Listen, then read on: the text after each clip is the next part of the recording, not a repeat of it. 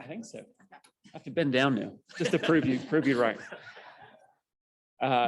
Avery Fontaine is recognized as a thought leader, influencing the shift from philanthropy to impact funding. Avery brings more than 20 years of experience building and leading world-class programs that effectively deploy capital reflecting the values and goals of ultra-high net worth families across the country. She's a frequent writer, contributor, and speaker at national conventions and philanthropic social investment strategies. Throughout her career, she has held a reputation for delivering a stellar client experience, and we are proud to call her a colleague at PNC. Avery is a board member at Ace Loans and also serves as a volunteer planned giving advisor for the Smithsonian Legacy Council. Avery holds a BA in Philosophy and Fine Arts from the University of South in Sewanee and an MBA from the Fuqua School of Business at Duke University. A lot of big words in there. Business owners, inheritors, and wealth creators of all kinds are evolving quickly and asking questions to us like, how can I best harness my resources and make the impact that I seek? And a key element of our work in philanthropy and impact at PNC Private Bank Hawthorne, and Hawthorne's the kind of family office advisory piece of PNC, is to help our families craft their community impact and involvement in sustainable, innovative ways. And I would formally like to introduce Avery to showcase that for us here today.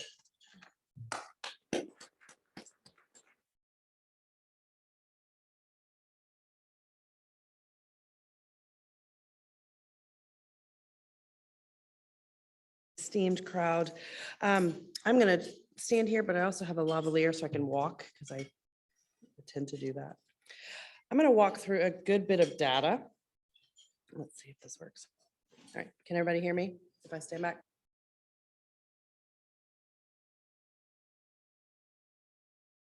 I'm going to move to the first slide. I'm going to throw a lot of data at you today. And then I'll summarize it, but please don't hesitate to raise your hand and interrupt me for a question. There's a lot to go through. So I'm going to try to be efficient. All right. How many of you are familiar with Giving USA when I say that? All right. So Giving USA is the bellwether data aggregator for all of the giving in the domestic US, run by the Lilly School of Philanthropy at the Indiana University, which is also a lot of big words. We eagerly await, those of us in this industry, whether we're asking for money or giving it, we eagerly await for this data to come out every June. And we rush the website, purchase the whole package, and then try to quickly assimilate and download this information. So I'm going to go through what this data tells us, and then I'm going to show you some additional data that is driving change in the behaviors of most of our families that we work with. So we're seeing a lot of this shift, which does impact both the receiving end, the philanthropic industry, as well as the investment management industry. So total trends in giving. So we only look at the last 40 years, but they've been tracking this for the last 60 years. So since, or I would say 55, 57, so since the late 60s, when the tax laws changed to allow for a charitable deduction for your gift to a charity or to a charitable vehicle. So you see a pretty good check mark with obviously a blip during the 2008, 2009, 2010 time. You also see a blip during COVID. So if you're looking at this, from 81 to 2021, it looks pretty good overall. We keep trending upwards, right? In real dollars and in inflation adjusted dollars, current dollars and inflation adjusted. That $484 or $485 billion is the market cap for total philanthropic giving in the US. That does not include international giving. We show the American gifts abroad, but not what any other country is giving to their own local communities. So that's the market cap, 485 billion. Remember that number. So where's that money coming from? What types of givers are giving the most? Well, you can see individuals are the largest givers, the largest percentage. That number has been waning. So it was way over 70% when I started this work 25 years ago. We have been coming down. Some of that is household giving has come down, right? Household giving used to be about 67%. Now it's about 53, and dipping below the 50% mark. There are a lot of reasons for that. There's also a lot of data we're not able to capture yet. We haven't gotten really good at capturing those online subscriptions that you do on Instagram, right? I'm going to give to United Way and I'm going to do it online and I'm not going to itemize it on my taxes. How do we capture that data? We have a very hard time capturing that data. What is in the Giving USA data, mostly from 990s, mostly from individual tax returns where they are itemizing. And we'll talk a little bit at the end if we have time around how the Tax Cuts and Jobs Act shifted so much of that behavior as well around itemization versus non. So individuals give the bulk. So anytime I'm working with a nonprofit, if they're focused just on corporate giving and not enough on individual giving, try to use this to sway better decision-making around that. Because as you can see, corporations only give about 4% total of this pie.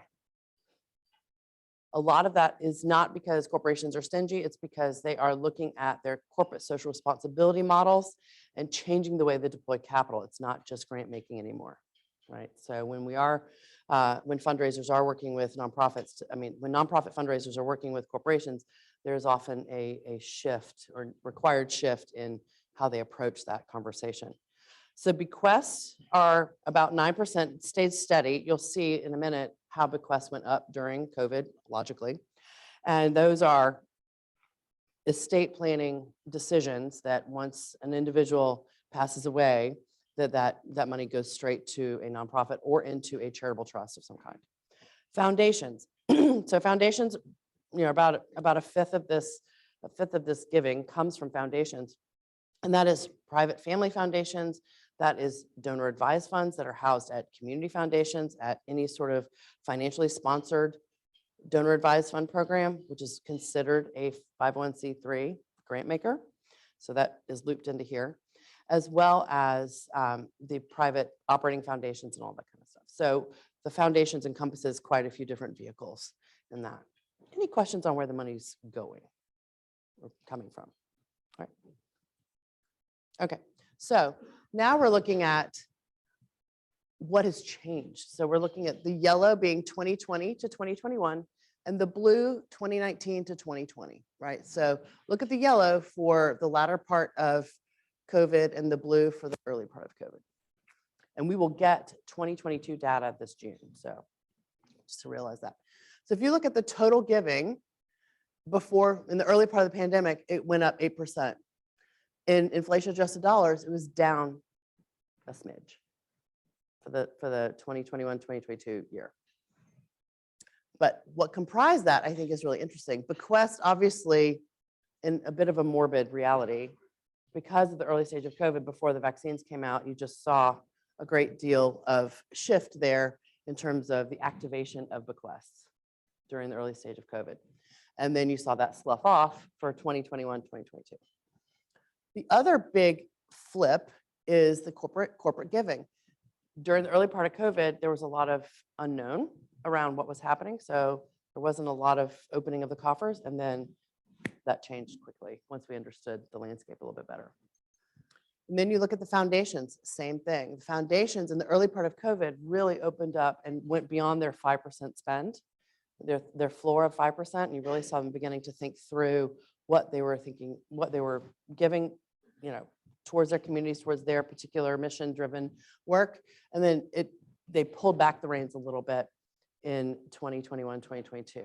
Now, there's a big debate around foundation giving, especially around private family foundations, around what is it a good idea to look at perpetuity in a specific way and plan for perpetuity?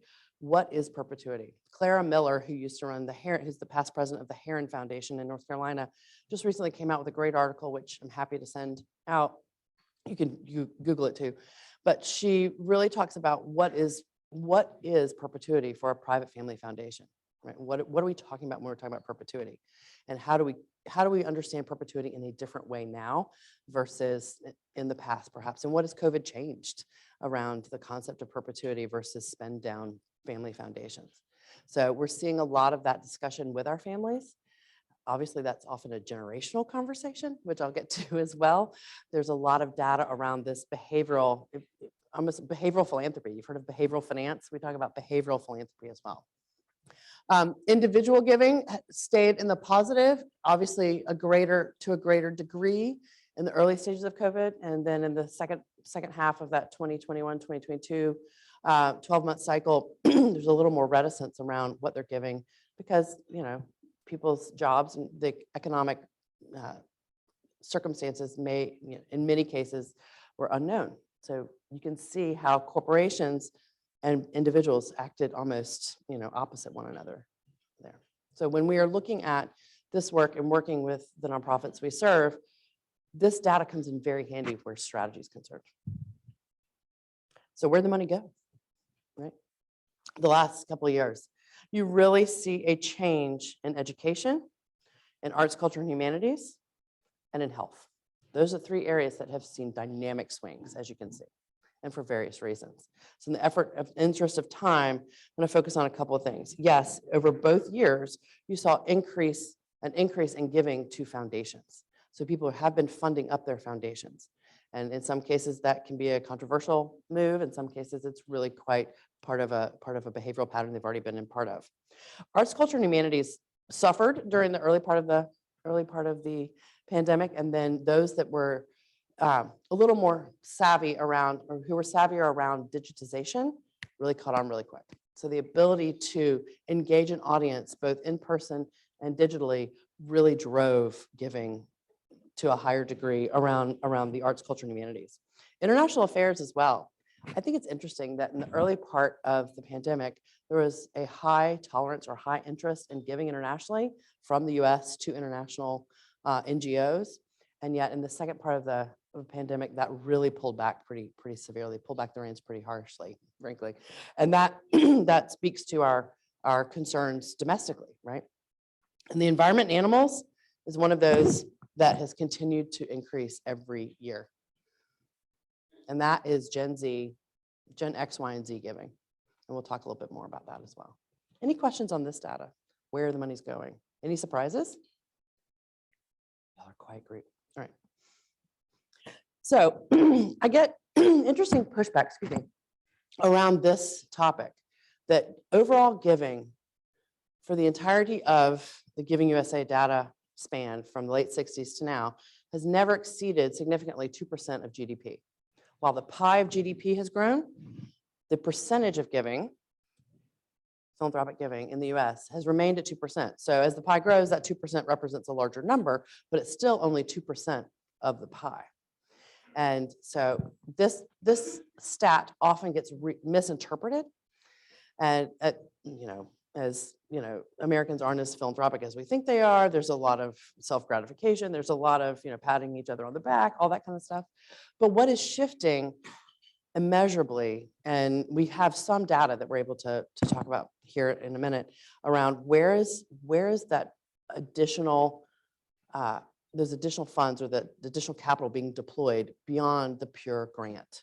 So thinking about grant making as a family, as an individual, as a corporation, or as a foundation or an entity, that 2% total of GDP, while it is increasing as the pie increases, there's so much more capital being deployed beyond the grant. Whether you're a nonprofit fundraiser or a family thinking about being very effective, what we're seeing is, and what we'll talk about a little bit, is how do I fund across a spectrum of capital deployment opportunities in order to solve the problems I care about most? And you're seeing that all over the map: education, healthcare,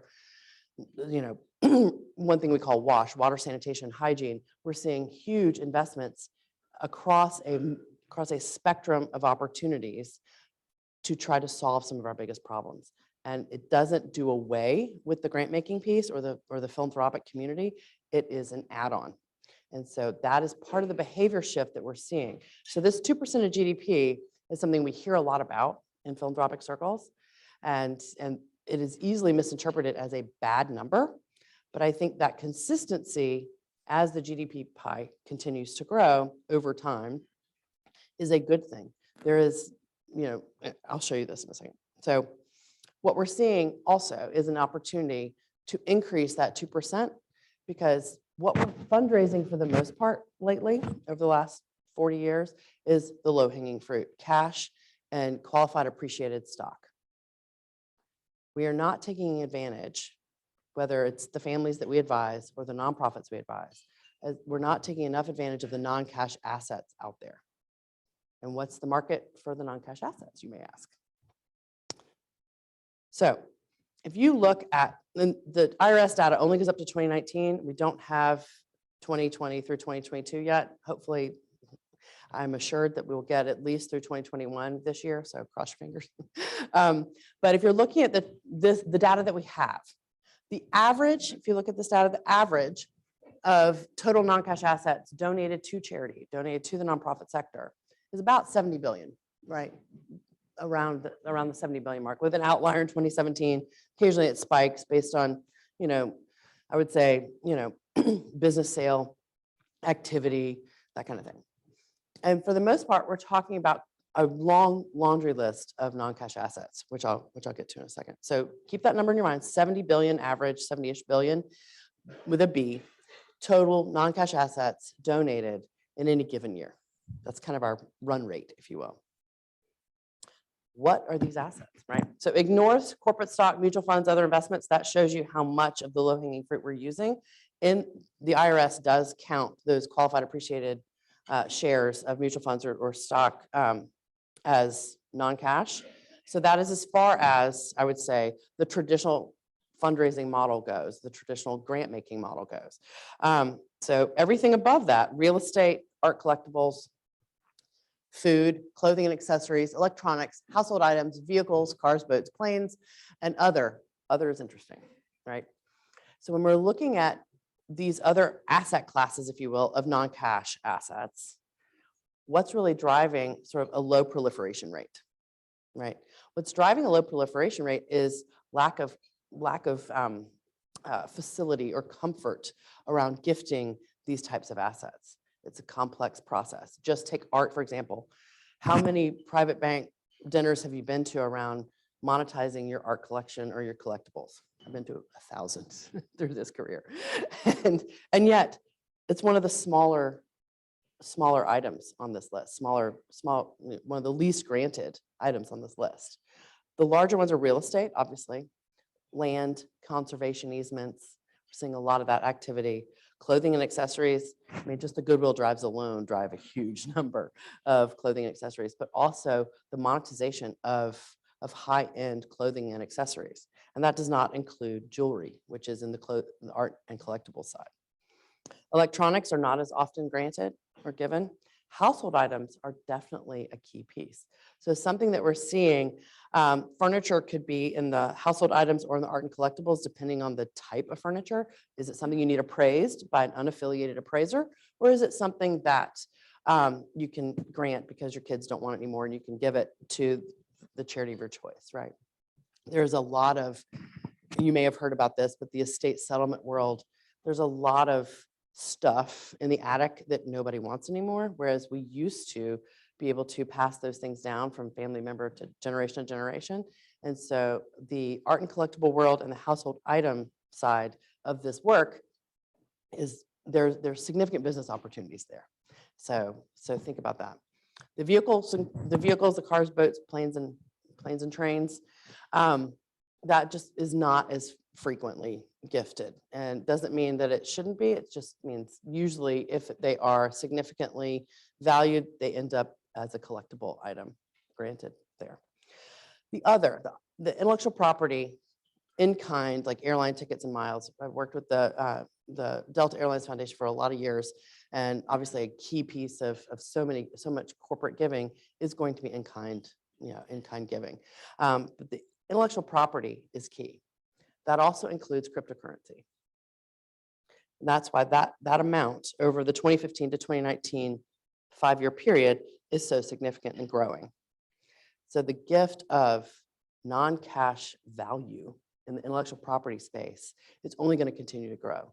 And understanding whether you're on the board of a nonprofit or you're running a nonprofit or your family is thinking through what are our non-cash resources and how do we monetize them or how do we use them correctly on our balance sheet is incredibly important.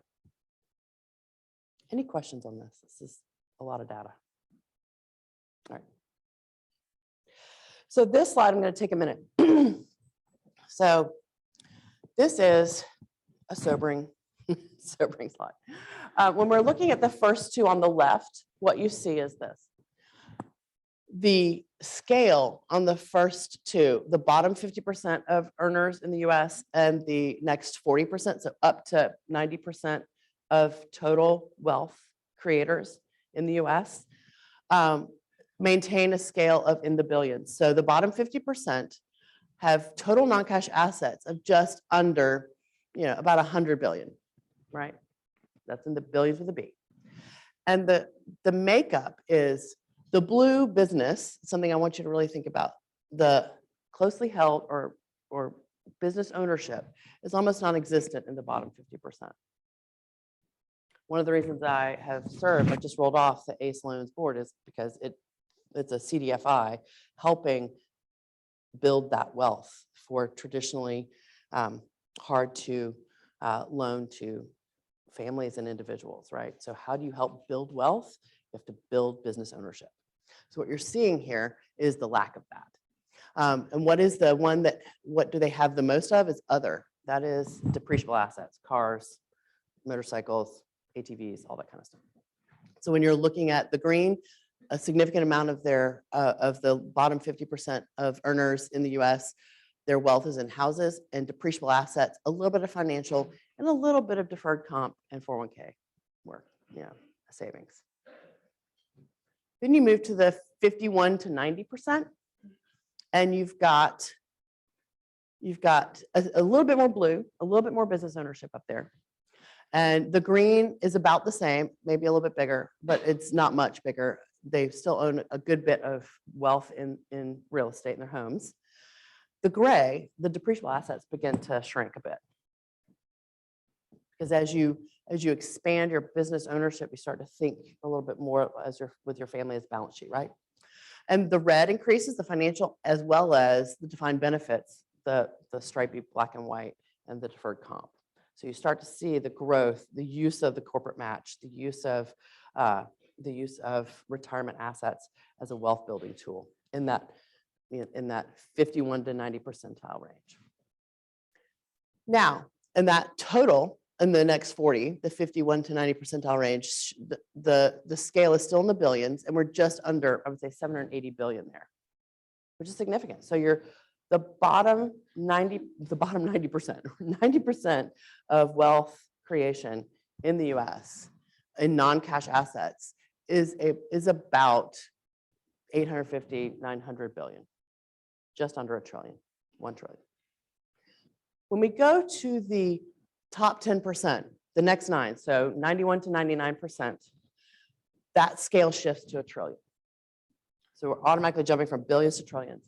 And what you see at that, you see obviously a greater amount of blue, greater amount of business ownership, a smaller, relatively smaller amount of home ownership. It doesn't mean they're not owning homes, it's just as a part of their overall non-cash asset portfolio, home ownership is a smaller portion of that. Gray, you still have depreciable assets, you have cars, trains, planes, boats, all that kind of good stuff. But your financial, deferred comp, defined benefit amounts really do increase significantly. So the scale of that 91 to 99 percentile of wealth creators in non-cash assets goes from hundreds of billions to about a little over 4 trillion. That's a jump. And it's all that business ownership piece. That is the shift, that wealth creation. So then you get to the top 1%, right? And look at the difference of that blue.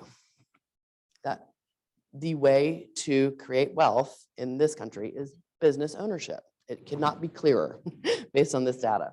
And so when we are advising both seekers of philanthropic capital and givers of philanthropic capital, what's being left on the table is monetizing those non-cash assets, specifically closely held business interests, whether it's C Corp, S Corp, LLC, it doesn't matter, right? So when you're looking at that, if you want to make your community a stronger, better, faster community, are you harnessing enough of those non-cash assets, specifically business ownership? How are you helping those families who are business creators and driving that growth in your community harness those assets and those resources to the best of their ability for the benefit of community. And there's an art to it. So when you're looking at the green, obviously home ownership is a smaller portion of that. Doesn't mean it's not significant because you've changed the scale again to the 25, $27 trillion mark in that top 1%. So if you look at the top 10%, obviously financial is huge, the red, and the retirement aspect is not as important. Not that it's not important, but it's not as important as the financial and the business ownership piece. Converting those closely held businesses to financial assets and using real estate to anchor some of it in the green. And you still see, the depreciable assets, but nowhere near to the same ratio as you do in the other three categories. So if you look at the top 10%, that is what, $34 trillion of total non-cash assets to think through utilizing versus the bottom 50%. There are so many conclusions you could take from this data. Obviously, a key one is how do you help more people into the business ownership realm, right? The other piece is from a philanthropic perspective, working on the boards that you serve to help that development team learn and grow into a planned giving function that takes deferred assets or non-cash assets and puts them into deferred income streams for the benefit of the nonprofit, using charitable trusts, using charitable gift annuities, using a pooled donor advised fund program even for that nonprofit. How do you help convert this wealth into serving your community? And obviously, there is an art to that. So much that we do at Hawthorne is thinking through with each of our families, what's that right mix? It's not what we would call a two-pocket, it's not a two-pocket thinking mindset. So there's a great book that I definitely recommend to everyone. It's called The Innovation Blind Spot by Ross Baird. He's a friend, so I have to disclaim that. But the book, it really helps drill down into the hyper-local activities and how do you engage those business owners, but also are we funding, when we are starting those businesses, are we funding the right things? How do we think about business within our community? How do we think about wealth creation? And also this mindset that we've had for so long of two pockets. My money does two things. One, it either makes more money or I give it away. I have two functions for my money. What is shifting in that behavioral finance, behavioral philanthropy, or behavioral focus is I have a one pocket mindset. My values are a centrifugal force that drive how I allocate my resources. Some are financial, some are not. All of the resources I have from building more wealth, growth, investing, giving, and back again, right? And then the protection aspect as well. So when you're looking at the mindset of the families that you're working with or within your own family, begin to think in terms of two pocket versus one, and you'll start to see some interesting revelations. So we do see a lot of younger generations naturally think in one pocket. My values drive my decisions around all the different functions that my resources can perform. Versus, I only have two things my money can do, right? Give or make more. So that one pocket thinker is incredibly open to this conversation. So when you're thinking through how to develop resources for your mission or for your function, or even to start your own business, thinking through what does it mean to be a one pocket thinker? And that is so much of what's happening here with this data. We have had a two pocket mindset for such a long time. It is hard to shift, but I guarantee you these next three generations are forcing that shift, which is also something to talk about, which I have that data too. Before I move on from this very important slide, because this is significant data, and like I said, there are a lot of conclusions and a lot of ways to use this data. Does anybody have a question or a comment on this data? Or an observation? Just stunned. Okay. Is this stuff you already know? Is this rehash? Yes.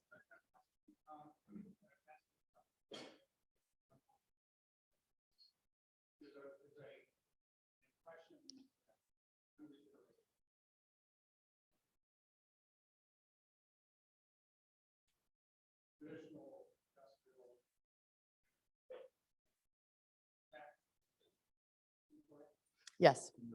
Yeah. So the question was, there's a thought process that says, younger industrious business owners are not as philanthropic as their older counterparts.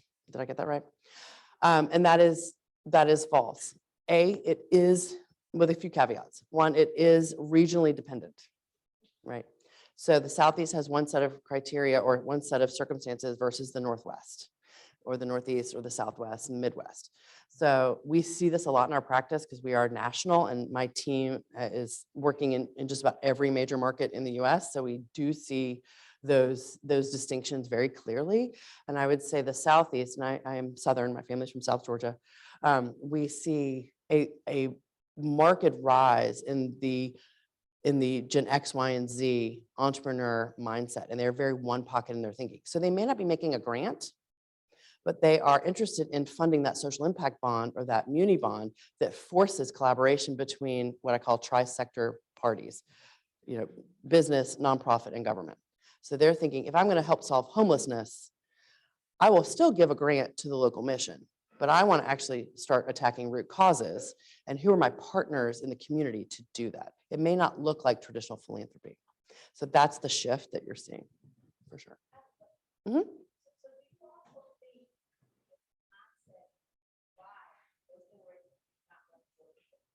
Yes. Yes. They don't want to, so that the question is, do I also think that this one pocket mindset versus two pockets is why so many young people don't want to work for corporations? And the answer is yes. Or they want to work for, they're very specific about who they work for, right? And it is very much a values-driven decision-making process. But the caveat there is that there is more of a spirit of entrepreneurship as well, which is a good thing, right? And we're seeing a lot of activism among, I would say, Y and Z for sure. Gen X, I'm Gen X, we're a little jaded. We've been the sandwich generation far too long. So we're working hard, but wow. So what we're seeing here in this one pocket mindset is that there's a real appetite for creative solutions. What is the best way to solve this problem? We haven't solved poverty yet. So let's look at a new way. Let's think about this. Let's go outside the box. Let's get really creative. And what does that look like? And the ability for that creative appetite is only increasing the younger you go. Yeah, which is actually incumbent upon corporations, and I think PNC does this really well, to listen to that younger generation, right? So that's been a fun thing to see as well, because I've been in the private banking business a long time, and PNC is wonderfully unique that way. So we're going to look at the generations because this naturally flows. Thank you for setting me up so well. So here's some basic general trends. These are general. These are not, there are always exceptions to every rule. So that's why when we're working with a family or a board, I never ever ask anyone's age. We ask which of these generations do you identify with the most, right? Because sometimes a millennial may identify Gen X, or a boomer may identify more traditionalist. So I don't know if you can see it as well, but the silent generation is 1928 to 1945. That gray kind of washes out a bit. So the characteristics of the silent generation are this: traditionalist, Depression era thriftiness, resilience, the formed civil rights movement, leadership, as well as created rock and roll. I mean, do we think of Elvis as a silent generation? No, but he was. Rebelled within the system, so stayed within the lines, but still rebelled. McCarthy era created a sense of unease, fought in World War II, Vietnam, and Korean Wars. So that silent generation, born between 1928 and 1945, set us up, right? So when we're working with families, a lot of times we start there because usually the patriarch or matriarch is of the silent generation. And if there needs to be some understanding among subsequent generations of what shaped that individual, this is one of the best ways to get the stories flowing, right? To start learning more. The boomer generation, born between 1946 and 1964, shaped by post-World War II economy and started the tech industry, right? Most people don't think of that when they think of the boomer industry, or they're not as aware They're thinking of SNL skits or something.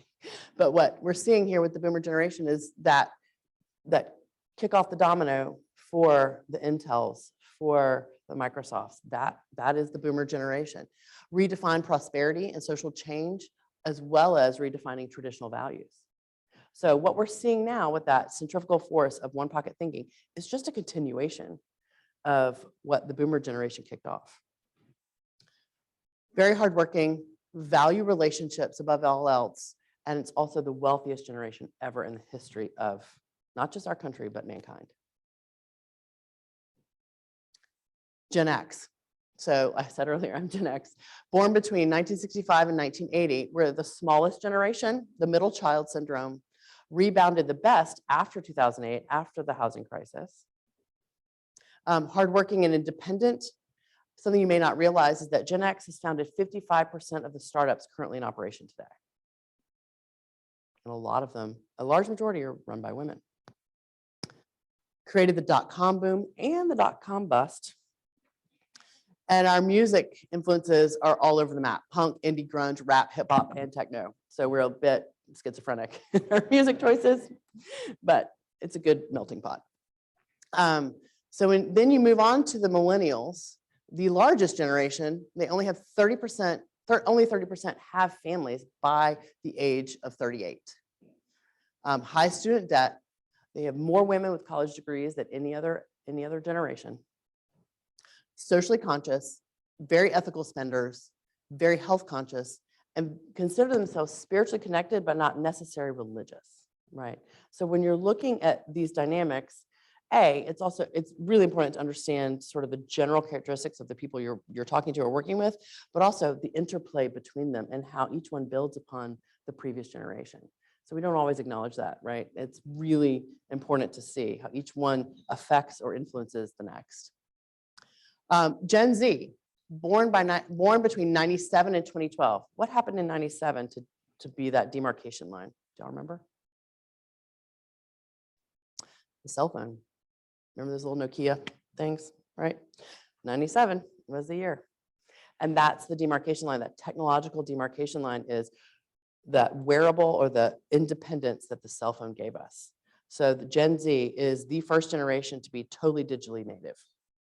Whereas Gen X and Y, the millennials, we remember what it was like not to have to use a computer in school or to have limited requirements. Gen Z does not. They have been digitally connected from birth. And that is a huge shift, right? So they're the most ethnically diverse, 100% digital native. They're an expert in social media, and you see that now. The way Gen Z uses social media is masterful and quite a bit scary. Shaped by 9/11, the Great Recession, and Iraq wars.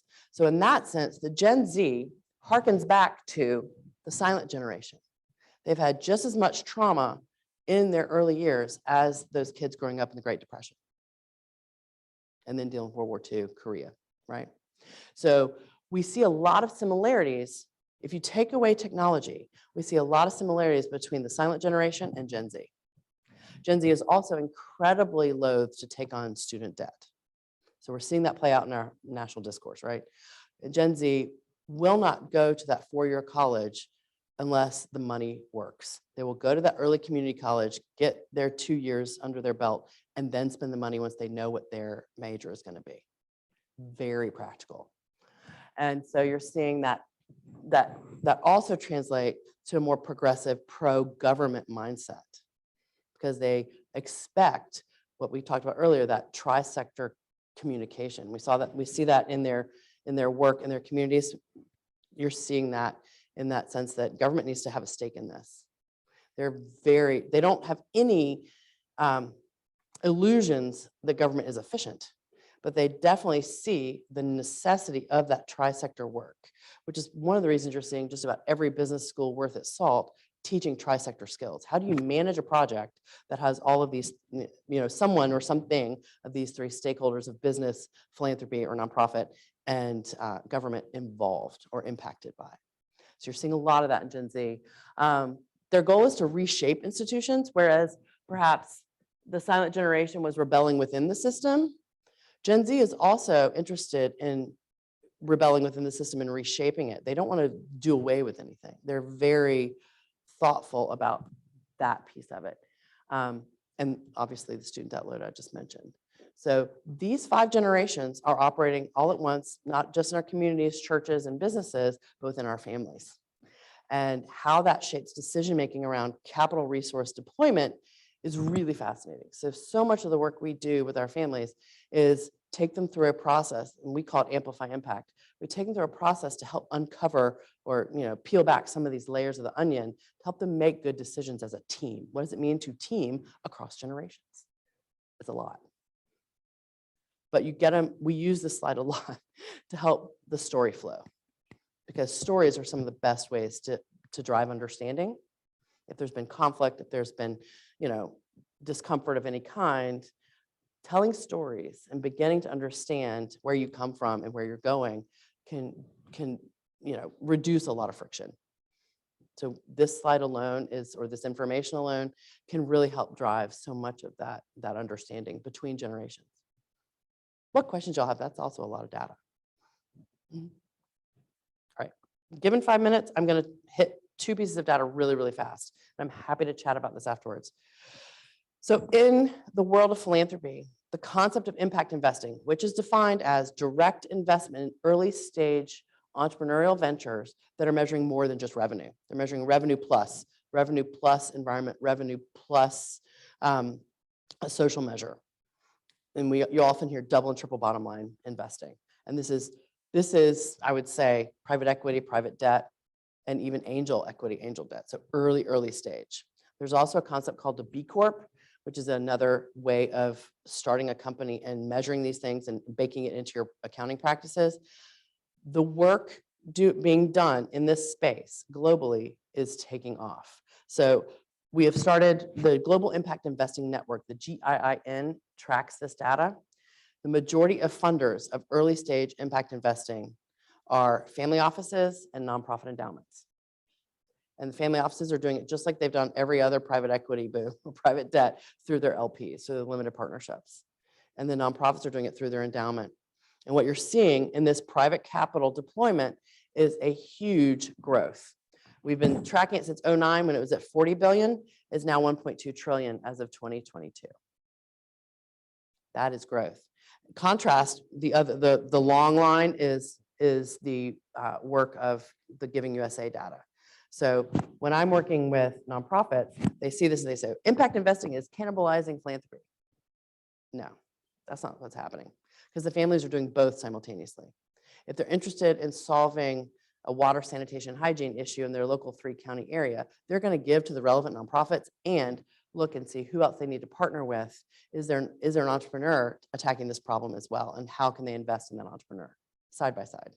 They see it as a portfolio approach. What does it mean to deploy capital? Looking at philanthropy as one asset class, impact investing as another asset class, which is a behavioral shift significantly. And that's just in the last decade, 12 years.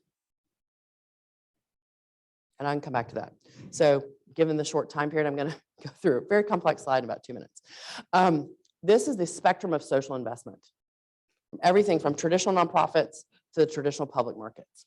So the families we work with automatically operate on the assumption that the public markets are so efficient that there's no real huge upside opportunity. You just ride it as it goes, right? What they're looking for is, how do I deploy capital to make a difference? And how am I going to track and measure that difference? What does that mean? Obviously, I'm looking at my bottom line, but I'm also looking at the social measures that I care about, whatever those happen to be. And so they're driving capital into these very nuanced asset classes in the private markets and the public markets to see what happens. There's a lot of experimentation in this mindset, in this one pocket mindset. So traditional nonprofits generally get funded out of traditional philanthropic vehicles. Nonprofits with revenue, anything that has a revenue source that is somewhat regenerative can have a different relationship with the donor than a traditional nonprofit with no revenue, right? And so what does that mean? That family can co-sign a working capital loan. They can, just like they can with an entrepreneur, they can drive, they can they can do a program-related investment out of their family foundation. There are other options beyond just a pure grant with that nonprofit revenue. Private impact investments, that was that checkmark amount that I just showed you, the 1.2 trillion, that private equity or private debt into entrepreneurs, into operators that are driving revenue plus social measure, revenue plus environmental measure, whatever their bailiwick is. How do you fund that? What does that look like? Sometimes that is equity, sometimes it's debt, sometimes it's fund of funds, sometimes it's just a loose coalition of people who think they're doing a good job and they fund the pool together. And that is that $1.2 trillion number that I just showed you a minute ago. Then in the public markets, you have multiple ways of thinking about how you use the data available to us. Looking at thematic and ESG and socially responsible. So you've heard all of these vocabulary words forever, right? For the last 5-7 years, ad nauseum. Now I'm here to tell you that the way these concepts are described in the media are not accurate, because these are styles of investment. These are, how do we, the question is, we've got all this data. How do we want to use that data for our family or for our individual belief system? What does that look like? The original work of this in socially responsible investing was Catholic values. How do we sieve, how do we screen out all of the sin stocks for Catholic endowments and Catholic families in order to reflect their values? That was the original work of this. Then it moved into, what does it look like to do this for the environment? What does it look like to do this for women on boards? What does it look like to do this for pick your social measure, right? Pick your social aspect. So that's why we have now a myriad of opportunities to think through with each family. Do they want to tilt towards the improvers in any given area, or do they want to screen? Do they want to just be mindful of the data, just track it and see what it looks like? That's one way to do it. We're doing all of it, right? So we're seeing all these different ideas to reflect that family or that individual's viewpoint on life. They're taking that one pocket thinking to that next level into the public markets, not just the private and philanthropic markets. Some do, some don't. It's a really interesting time, and we're seeing so much discussion around it, but not a lot of thoughtful understanding. So that's something that we really drive home, which is, what are your values? What do you care about? And let's talk about how you want to reflect that. You have a spectrum of opportunity here and what that looks like. You can also look at the traditional public markets unconstrained and watch. So for example, with one of our larger family offices right now, I'm doing an education program for the next gen around what does private versus public market, what are those things and why do people care? Why would you fund either or both? So I'm going to stop there. And thank you for your time and attention and thoughtful questions. I really appreciate it.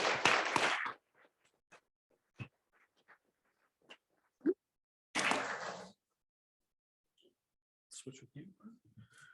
As someone who's in the philanthropic industry, I've never seen data collected and presented in such an efficient way. And I just want to say thank you, Avery. And I feel like this is the most important announcement we'll make our year, which charity you're picking to donate to. So in appreciation of your time here with us today, we're making a donation to the YWCA. So I guess that's the best nonprofit in America. We look forward to seeing you next Tuesday here at John O'Malley of the U.S. Marine Corps as he presents on the Medal of Honor and Medal of Honor recipients with ties to Alabama. That should be a great event. Thanks to the Military Affairs Committee for always getting us some great folks. Otherwise, have a great day. We are adjourned.